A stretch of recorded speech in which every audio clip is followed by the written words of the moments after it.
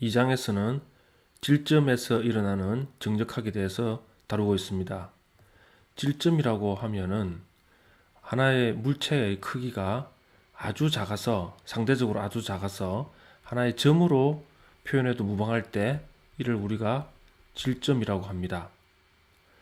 따라서 이 장에서는 모든 그 물체가 하나의 점으로 표현된다고 생각하시고, 여기에 여러 가지 힘 등이 이렇게 작용하는 케이스에 대해서 해석을 해보는 것입니다. 먼저 질점에 작용하는 힘을 표시하는 방법에 대해서 알아보도록 하겠습니다. 힘은 벡터라고 하는데요. 그 벡터가 되는 이유에 대해서 말씀을 드리면은, 가령 어떤 A점에 특정한 방향으로 이렇게 그 당기는 힘이 작용한다고 가정하겠습니다. 이때 이 10N이라고 예를 들어서 되어 있는데요. 이 10N은 그 힘의 크기를 말하죠.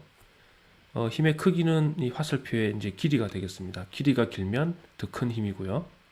짧으면 작은 힘이 되겠습니다. 또한 당기는 힘은 방향이 있게 되는데, 그 방향을 따라서 점선이 표시되어 있는 이것을 작용선이라고 합니다.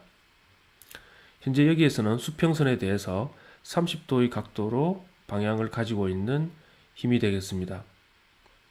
따라서 여기에 이 빨간 색으로 표현된 화살표는 크기와 함께 방향을 동시에 가지고 있습니다. 이러한 물리량을 우리가 벡터라고 부릅니다. 그리고 힘이 작용하고 있는 이 지점을 우리가 작용점이라고 합니다. 그래서 크기와 방향이 동시에 있는 벡터는 현재 이 교재에서 표시하기를 어떤 그 문자와 문자 위에 이렇게 화살표를 부기함으로 해서 이것이 벡터임을 나타내고 있습니다. 비교를 하기 위해서 스칼라에 대해서 추가로 알아보면요. 스칼라는 그 크기는 있는데요. 방향은 없는 것이, 없는 물리량이 스칼라라고 부릅니다. 가령 부피 같은 경우는 크기는 있죠. 그렇지만 그 부피에는 방향이 없습니다. 이런 것들이 이제 스칼라라고 부릅니다. 또는 어떤 그 값, 상수값 K라고 하면, 이런 K도 크기는 있지만 방향이 없겠죠. 이런 것도 스칼라라고 부릅니다. 자, 이렇게 벡터로 힘이 표시가 될 때, 이런 힘이 한 질점에, 가령 A 같은 작용점이 질점이 되겠는데요. 이런 질점에 여러 개의 힘이 동시에 작용하는 케이스가 있을 것입니다. 이럴 때 이런 힘이 복잡하게 많이 있는 것을 서로 합쳐서 하나의 힘으로 대체할 수가 있는데요. 이것을 벡터의 합성이라고 부릅니다. 벡터를 합성하기 위해서는 평행사변형을 그리거나 또는 삼각형을 그리면서 그 합성 결과를 구해낼 수가 있습니다. 가령 현재 이 케이스를 보면요. P 벡터와 Q 벡터가 A점에 나란히 작용하고 있는데요. 이 두 개를 합성한, 즉 이 두 개를 대체하는 똑같은 효과를 가지는 뭔가로 나타내고 싶을 때가 있을 텐데, 이것을 구하는 방법이, 첫 번째 평행사변형 법칙은 위쪽에 나와 있는 것처럼 P와 Q에 평행한 평행사변형을 그린 다음에 그 반대쪽 꼭지점과 A점, 작용점을 연결하면 이것이 P와 Q를 합친 벡터가 되겠습니다. 또는 이것을 삼각형으로도 해석을 해볼 수 있는데요. 가령 Q의 꼬리고, 여기가 머리인데, 삼각 화살표의 머리인데요. Q의 꼬리를 P의 머리에다가 그대로 옮겨서 줍니다. 이렇게요. 여기처럼 Q를 지금 꼬리 부분을 머리에다가 더 붙였죠. 이렇게 연결시킨 다음에 A점에서부터 이 Q의 머리까지를 연결을 하게 되면 이 결과와 동일한 값이 나옵니다. 또는 Q를 옮길 것이 아니라 P를 Q의 머리에다가 옮겨도 역시 똑같은 결과가 나옵니다. 그래서 이 두 개가 결국은 같고 사실 이것도 같기 때문에 이 두 개에서 결과에 보면 P에다 Q를 더하나 또는 순서를 바꾸어서 Q에다 P를 더하나 같으니까요. 벡터의 합성은 교환 법칙이 성립한다는 것을 알 수가 있습니다. 자, 그러면 만약에 벡터가 3개를 합친다면 어떻게 될까요? P, Q, S의 벡터를 합쳐봅시다. 현재 여기 빨간색 표시된 P, Q, S가 있는데요. 먼저 삼각형의 법칙에 의해서 P, Q를 먼저 합성을 할 수가 있을 겁니다. 그러면 이 화살표가 나오고요. 그 다음 이 PQ를 더한 것에다가 S를 다시 또 더하면 PQ, S가 더해진 이 결과가 나오게 되겠습니다. 이렇게 벡터가 합성이 될 때는 꼬리에서 머리에서 다시 꼬리에서 머리 이렇게 꼬리와 머리가 계속 맞닿아 있을 때 합성이 된다는 점 한번 눈여겨보시고요. 또는 PQ보다는 QS를 먼저 더할 수도 있습니다. QS를 더한 결과가 이렇게 되는데요. 이것을 P하고 또 합치게 되면 똑같은 결과가 나옵니다. 즉, 3개의 벡터를 합성할 때는 그 중에 2개를 어느 걸 먼저 하든 상관없이 똑같은 결과가 나오기 때문에 이를 우리가 결합법칙 성립한다고 말을 할 수가 있습니다. 만약에 벡터에 어떤 스칼라 값이 곱해지면 어떻게 될까요? 스칼라는 크기는 있는데 방향은 없다고 했습니다. 즉 크기만 이제 곱해져서 크기만 조절을 해주는 것이죠. 가령 P라는 벡터에 K라는 스칼라를 곱한다면 여기에 P가 나와 있습니다. 만약에 K가 1.5라고 하겠습니다. 양수죠. 그러면 1.5P는 P의 방향은 똑같은데 그 크기는 1.5배가 됩니다. 화살표의 크기를 보시면 이해할 수 있죠. 그러나 혹시 마이너스 값이 곱해진다면, 즉 마이너스가 되면은 그 화살표의 방향이 반대로 됩니다. 여기 나와 있는 것처럼 마이너스 2p일 경우는 크기는 여기에 비해서 2배가 늘어났고, 그러나 방향이 마이너스 때문에 방향이 이렇게 화살표 방향이 바뀐 것을 알 수가 있습니다. 만약에 한 개의 질점에 벡터가 여러 개가 가해져서 그 가해진 최종 합력의 벡터를 구하고 싶을 때는 우리가 삼각형의 법칙을 그대로 이용을 할 수가 있죠. 이럴 때 A 지점에 작용하는 이 세 개의 P, Q, S를 현재 이것을 합성을 할 때는 머리와 화살표의 머리와 꼬리를 서로 이어주면 된다고 했죠. 가령 예를 들면 Q 벡터의 이 꼬리를 P 벡터의 머리로 일단 이동을 시킬 수가 있죠. 이렇게. 그러면 여기서 우리가 합성하는 결과를 낼 수가 있는데요. 일단 이걸 생각하지 말고요. 그 다음에 S를 한번 옮겨 보도록 하겠습니다.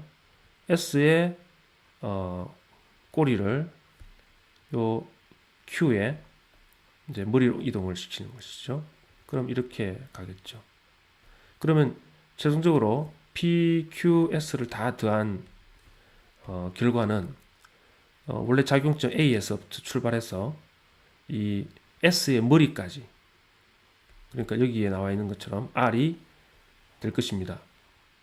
이것이 이제 여러 개의 힘을 합치는 방법이 되겠습니다. 그래서 R은 P, Q, S를 다 더한 이런 수식이 성립을 하는 것입니다. 힘이 합성이 되듯이 힘이 또 분해가 될 수도 있습니다. 힘을 분해할 때는 우리가 그 두 가지 케이스를 한번 생각을 해보도록 하겠습니다. 만약에 F라는 벡터가 주어졌습니다. 그와 함께 이 벡터는 이제 F라는 벡터는 두 개의 P, Q의 합성으로 이루어졌다고 알려져 있고, 이때 P가 이미 알려져 있다고 하겠습니다. 그러니까 F가 알려져 있고, 그 다음에 주어지기를 P가 이렇게 주어져 있었다는 거죠. 그러면 Q가 얼마냐? 이것을 구해보라는 것입니다. 그러면 F는 P 더하기 Q였습니다. 그래서 우리가 지금까지 삼각형의 법칙에서 보면 P와 Q를 더한다는 것은 머리와 꼬리를 서로 계속 이어주는 것이죠. 즉 P의 머리에 Q의 꼬리를 만들면서 이제 하살표가 가야 되는데, 당연히 최종 결과가 F의 머리로 가야 되니까 Q는 이렇게 될 것입니다. 이것이 이제 요 그림이고요. 또는 평행사변형 법칙을 이용할 수도 있습니다. 이것 대신에 평행사변형으로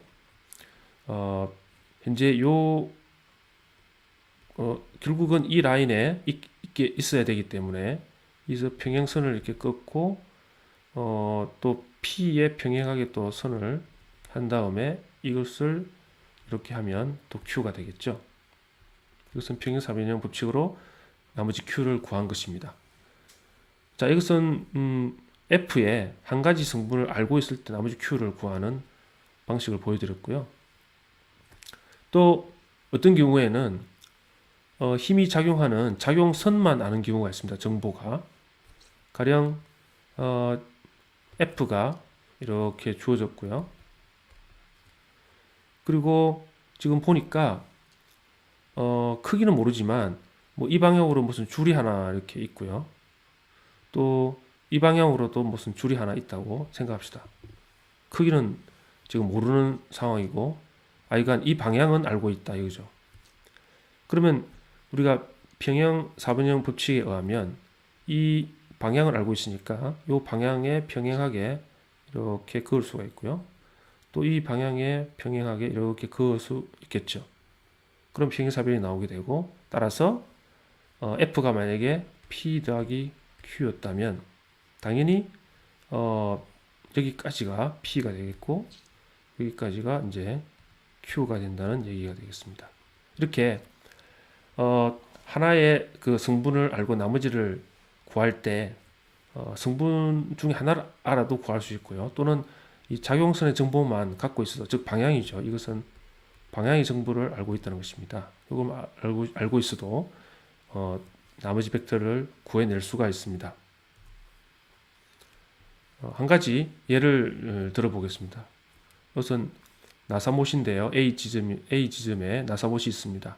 나사못은 워낙 작기 때문에 이런 것들을 우리가 질점이라고 부를 수 있죠. 여기 한 점을 질점이라고 할 수 있습니다. 여기에 어떤 20도와 그리고 추가적으로 25도 각도를 가진 P 벡터와 Q 벡터가 각각 이렇게 작용하고 있습니다. P는 40뉴턴, Q는 60뉴턴이라고 되어 있습니다. 자, 이것의 합성 결과를 구해보세요. 합력을 구해보세요. 이렇게 되어 있습니다. 그러면 평행사변형 법칙이나 삼각형 법칙을 가지고 구할 수가 있는데요. 일단 삼각형 법칙으로 한번 구해보도록 하겠습니다.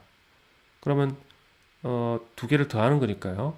이 Q 벡터의 꼬리를 P 벡터의 머리로 이동시켜서 이렇게 그대로 가져오면 되겠죠. 여기 나와 있는 것처럼 이렇게 가져왔습니다. 그리고 A점에서 이 Q 벡터의 머리까지를 쭉 연결을 하면 이게 바로 우리가 구하고자 하는 R 벡터가 되는데요. 이때 모든 그 각도를 한번 표시를 해보면 이 각도는 주어졌고요. 그리고 이 각도는 P 라인을 중심으로 25도 더 돌아갔었기 때문에 25도가 되죠. 따라서 이렇게 보면 여기가 이것이 180도니까요. 25도를 빼면 여기가 사이각이, 즉 B각이, 각 B죠. 각 B가 155도라는 걸 알 수가 있습니다. 자, 그러면 우리는 R을 지금 구하고 싶은데요. 이 R을 구하는 방법은 우리가 삼각형 도형의 법칙에 의해서 구할 수가 있습니다. 여기 지금 삼각형 도형법을 보여주고 있는데요. 가령 PQR이라는 변의 길이가 있는 삼각형이 있을 때, 그리고 P의 맞은편의 각도가 C, Q는 A, R은 B라고 했을 때, 만약에 이 R을 구하고 싶다.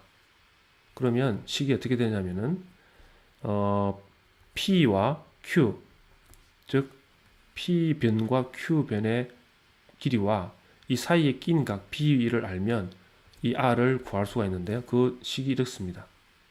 R 제곱은 P제곱 더하기 Q제곱 마이너스 2PQ 코사인 B, 즉 이 낀 각에 코사인을 붙여서 우리가 구할 수가 있습니다. 그러면 R을 구할 수가 있죠. 또 하나가 사인 법칙을 이용할 수가 있는데요. 사인 법칙은 그 말 그대로 사인 값과 그 각도의 사인 값과 그 마주보는 대각에 있는 길이가 서로 비례관계를 가진다는 것입니다. 즉 사인 C면은 여기입니다.